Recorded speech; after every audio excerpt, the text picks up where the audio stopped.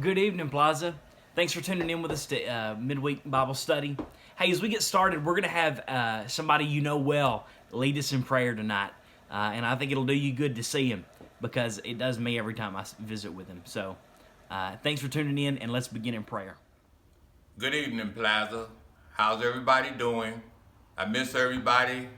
Wish I could come to see y'all, but nah. I love all y'all and I miss y'all. Join me in prayer. Heavenly Father, we know that you are in charge of everything, the whole earth. You own everything. And we know that this virus is not of you, but you are in control of this also. Lord, I am so glad that you will give us an avenue to where we can communicate and where we can talk to you together as a group. We're doing it electronically, but Lord, you're going to hear us regardless. But right now, God, I want you to help us to ease our minds, to give us comfort, to help those who are suffering from this horrible disease. Some of us are going to catch this disease and we're not going to make it, Lord. And that's okay, because if we are yours, then we are okay, whether we live or die. But for the rest of us that are living, some of us are a little anxious, some of us are worried, and some of us, most of all, are worried about our relatives. And there are a lot of people that have gone on, Lord, to the next side. So, God, whatever's in your will for us, I ask that it be done to your glory. In Jesus Christ's name, amen. I love to see Brother Charles, and I know that you were blessed to be able to see him too. I get to see Charles like once a week. He comes in to visit in the office, and I get to talk to him every now and then for a few minutes. So I get to see him regularly, but that doesn't mean that you do. So I wanted you to see him and to be able to visit with him and let you see how much he misses you and loves you and can't wait to be back with you again. So Charles is doing good. I want to keep doing these more regularly, maybe introduce new people or families to say hello that we haven't seen in a while. Because just because they aren't attending worship physically right now doesn't mean the congregation isn't watching this. So if you would like to greet the congregation, you hadn't seen us in a while, and you're watching this class tonight, let me know, and I want to include you and your family in a future video. If you could do that, it would help me out a whole lot. So, paradox number 5. Paradox number 5. Remember, a paradox is something that at first seems illogical. Like it doesn't make sense. This sounds like a silly statement. And yet, upon further reflection, you begin to realize the truth of it. That there is a deeper truth there that you did not realize at first. And here's the one tonight. It's kind of like a brain buster. Could maybe even be used as an argument against our faith by somebody that isn't a believer. But the paradox tonight is a light burden, but a heavy cross. A light burden, but a heavy cross. Let's read these passages together, and then I'll expand upon exactly what I mean by that. So look with me first to Matthew chapter 11, verses 29 through 30. Matthew chapter 11, verses 29 through 30. Let's look there together. Take my yoke upon you and learn from me, for I am gentle and I am lowly in heart, and you will find rest for your souls. For my yoke is easy and my burden is light. That's a passage we know well. It's a song that we sing, and it's beautiful. My yoke is easy and my burden is light. The thing that I place upon you isn't too difficult a task. My yoke is easy and my burden is light. So then look over to Matthew chapter 16, verse 24. Matthew chapter 16, look at verse 24. Then Jesus says to his disciples, if anyone desires to come after me, let him deny himself, take up his cross, and follow me. For whoever desires to save his life will lose it, but whoever loses his life for my sake will find it. So I want you to pause here and I want you to think about these two passages and place them side by side in your mind and weigh them out. On the one hand, you've got Jesus saying that his yoke is easy and his burden is light, and that what he's asking of us really isn't too much. He's asking for simple obedience. And then you look at the other passage and Jesus says, hey, if you're going to follow me and be my disciple, I need you to pick up your cross and follow me. One of the commentaries that I was looking at said there can't be a heavier thing for you to have to carry than to have to pick up a cross and carry it. Because what you're doing when you do that is you're saying basically, I'm giving in my will to the will of another. Remember, that's what Jesus did. His desire was not to go there, and he asked Jesus to have that cup removed, and God didn't remove it. Jesus bore the cross anyway. When we bear the cross, we're carrying the will and the desire of another one and placing it over our own. Doing that daily has to be about one of the most difficult tasks that you could possibly do. So weigh them out. I've got a light burden and an easy yoke, and yet I'm going to ask you to carry the heaviest object known to man, the cross, and I want you to bear it daily. How do these two go together? How does Jesus possibly think that we can do both of them at the same time, except the light yoke but a heavy burden? How is that even possible? So here's the first thing that I want you to know. I want you to remember that these passages are not in the same context at all. And to cherry pick one from one passage and one from another passage and to set them side by side away from the context entirely does not do justice to the text. It will ruin a faith to cherry pick passages like that. In order to understand a passage fully, we need to look at it in context. And I'll give you an example of this. So me and Madison went to Hobby Lobby last week. We hit up the Hobby Lobby, buddy. Hobby Lobby and Harbor Freight are our two favorite stores. So we went up to Hobby Lobby, and while we were there, we went to check out. What Madison was having done was she was having her fabric cut and measured so that we could go pay for it. So we went back there, and we didn't know it at the time, but the worker there was having a conversation with another coworker that was there. But we didn't know that. It was just a worker with another worker beside her on a telephone. So we walk up, and the coworker answers the telephone, and the worker's working with us, and then all of a sudden, pretty blunt and rudely, the worker cutting Madison's fabric says, "Is that your husband? Is that your husband?" I mean, it was sassy and kind of hateful. And Madison said, "Well, yeah, yeah, that's my husband," and referring to me, you know. What I felt was, well, I have messed up. I have done something to offend this woman by standing here, and I don't know what it is yet, and I'm getting ready to bear whatever she's about to lash me with. And then the coworker that's on the phone turns around and says, "Yeah, that's my husband. You know what he did again, you know." So we walked into the middle of a conversation, and maybe those workers shouldn't have been talking that way, but we didn't have the full context of the situation. We thought she was talking to us, but she was really talking to her coworker. You can't cherry pick this, rip it out of its context, and assume that you understand. You need the surrounding context to figure out whose conversation you just jumped into the middle of, right? In this passage, it is vitally important that you do that. So, in the first one, turn with me to Matthew chapter 11. Matthew chapter 11. There at the end, in verses 29 through 30, you see Jesus say, "Take up my yoke upon me and learn from me, that I'm gentle and lowly in heart, and you will find rest for your souls. My yoke is easy and my burden is light." Immediately after this teaching in chapter 11, when you look into chapter 12, Jesus begins to talk about the Pharisees. And it leads to the answer of, well, what exactly is the burden Jesus is talking about?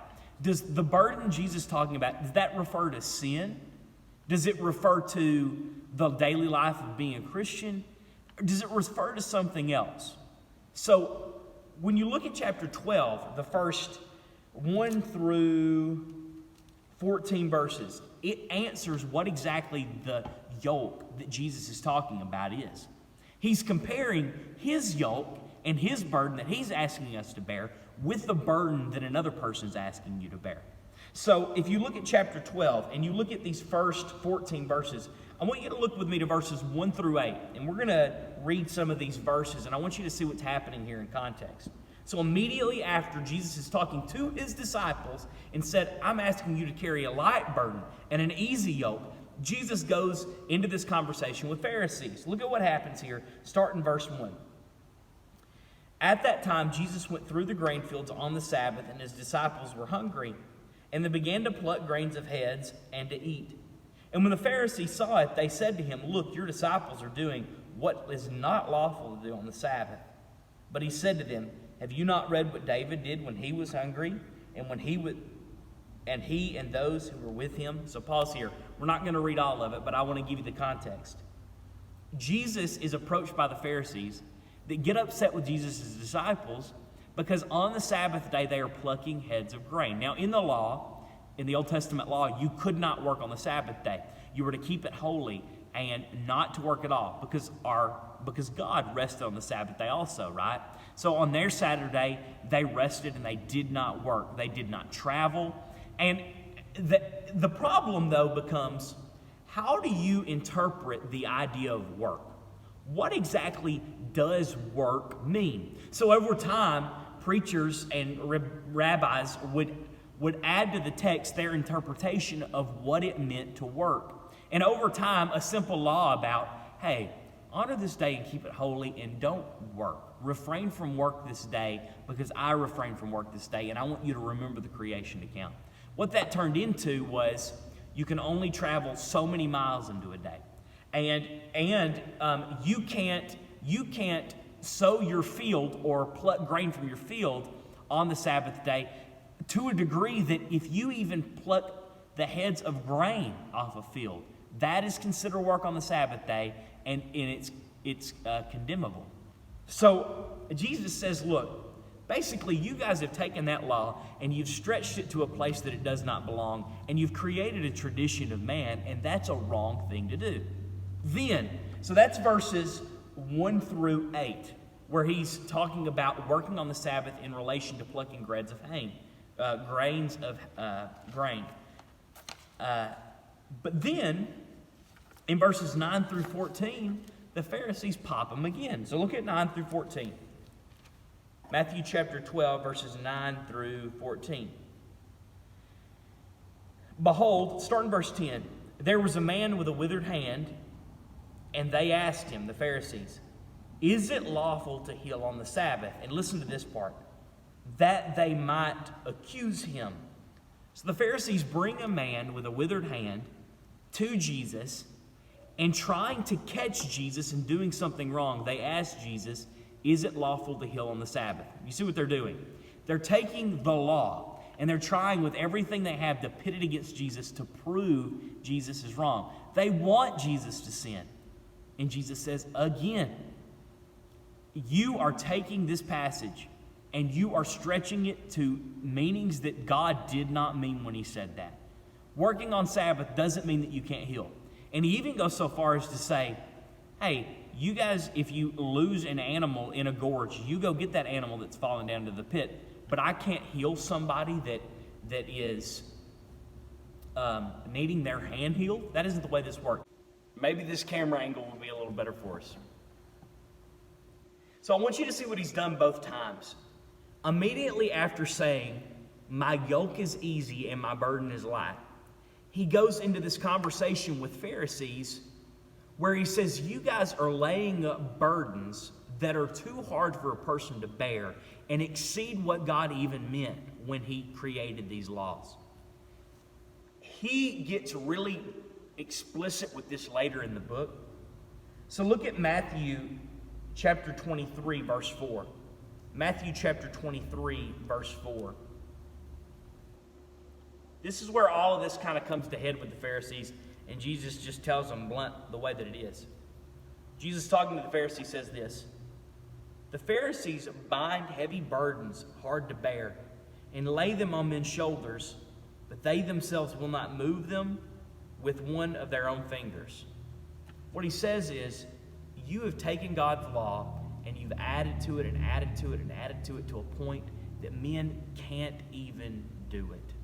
They can't even do it.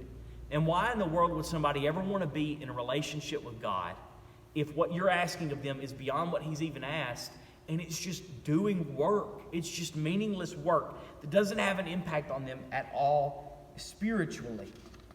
You tie up these heavy weights that are impossible to bear. So, in the first passage, Jesus is juxtaposing Himself and what He demands of a person and what God demands of a person with what a Pharisee is demanding of a person and what man-made laws are demanding of a person. And He says, if you compare these two, my weight is easy and my burden is light. Basically, Jews and Jewish people should be flocking to this law, because what I'm asking them and what God is asking them to do is not a heavy, burdensome thing to bear. Now look in the second context, in the second passage, in Matthew chapter 16. Matthew chapter 16. In this passage, Jesus is talking specifically to His most close apostles. And He has just told them, right, Matthew chapter 16 in verse 24.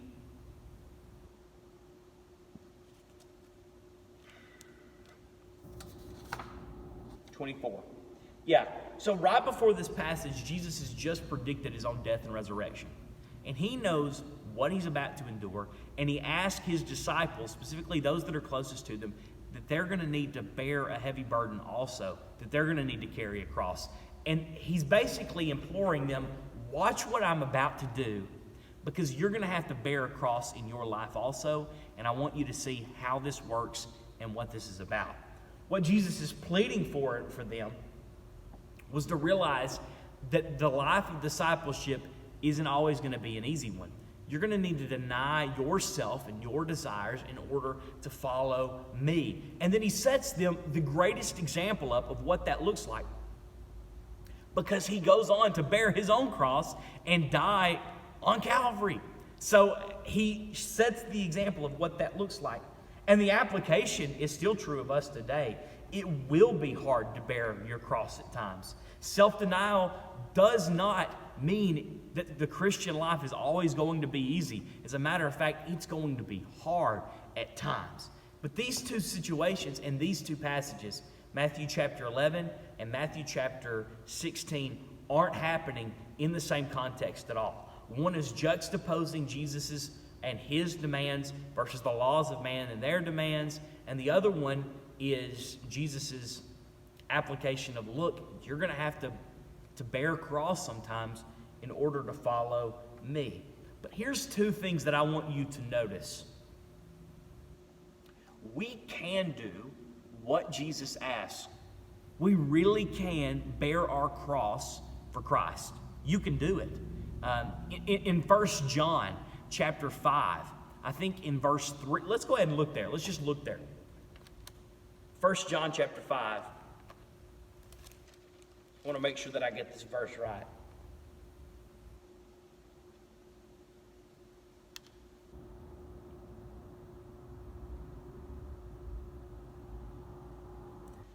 Look at verse 3. This is the command of God, that we keep His commandments. And His commandments are not burdensome. His commandments are not burdensome. Jesus isn't asking us to carry a weight by following Him that is an impossible thing to bear.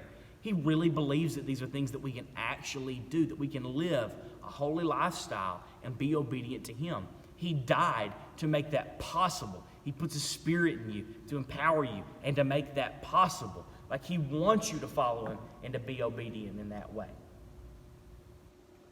But I want you to look at this.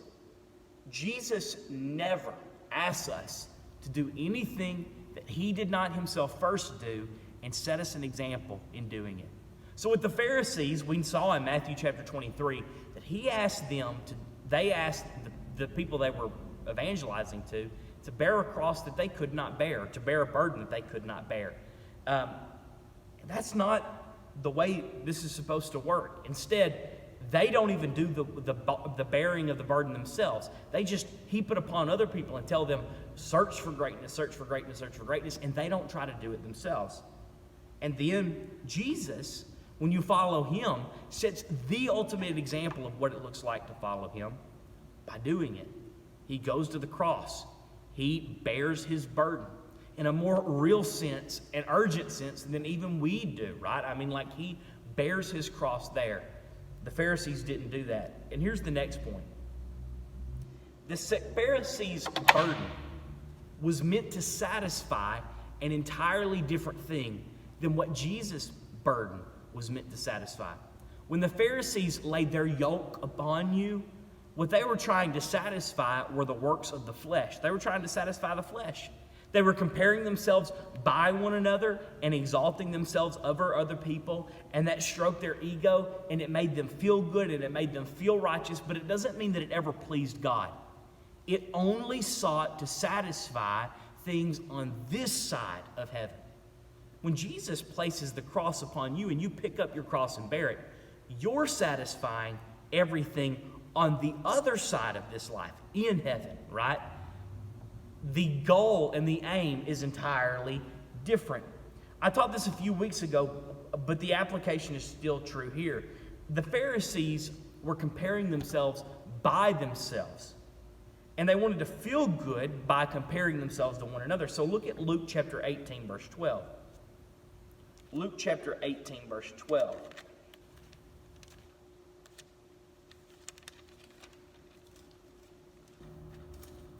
Luke chapter 18, verse 12. This is a passage that we all know well,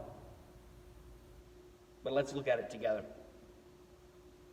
Start in verse 10. Two men went up to the temple to pray, one a Pharisee and the other a tax collector. The Pharisee stood and prayed thus with himself, God, I thank you that you did not make me like other men, extortioners, unjust, adulterers, or even as this tax collector. I fast twice a week. I give tithes of all that I possess. And the tax collector, standing afar off, would not so much as raise his eyes to heaven, but beat his breast, saying, God, be merciful to me, a sinner. I tell you, this man went down to his house justified rather than the other. For everyone who exalts himself will be humbled. He who humbles himself will be exalted. There are two things that the Pharisee is thankful for, or two examples that he gives of his righteousness.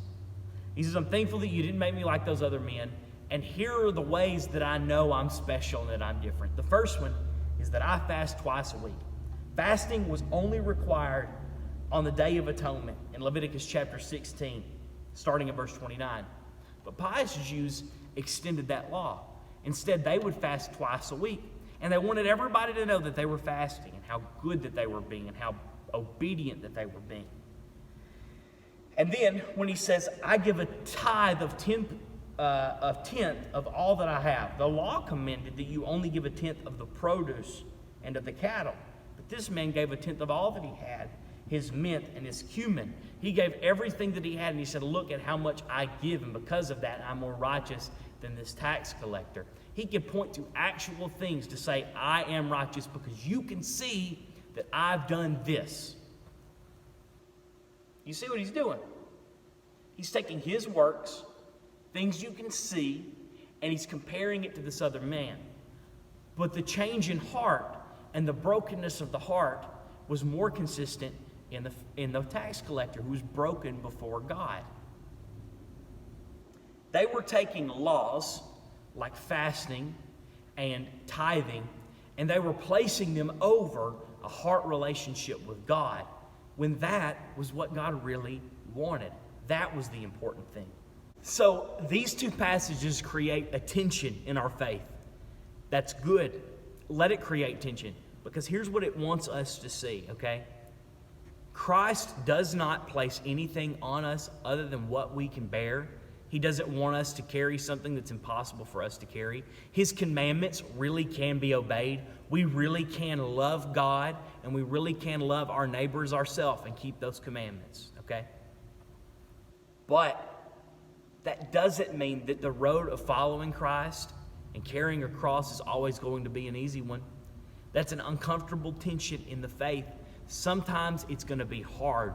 Sometimes it's going to be hard even to do the simple commandments, even to just love our neighbor as ourselves. Surely we all know sometimes that can be a very, very difficult thing. It's a difficult tension in our faith. Wrestle with it, grapple with it, but it is not an impossible thing. Instead, it's just a paradox that we need to wrestle with. Thank you for tuning in with us tonight, and I can't wait to study with you next week.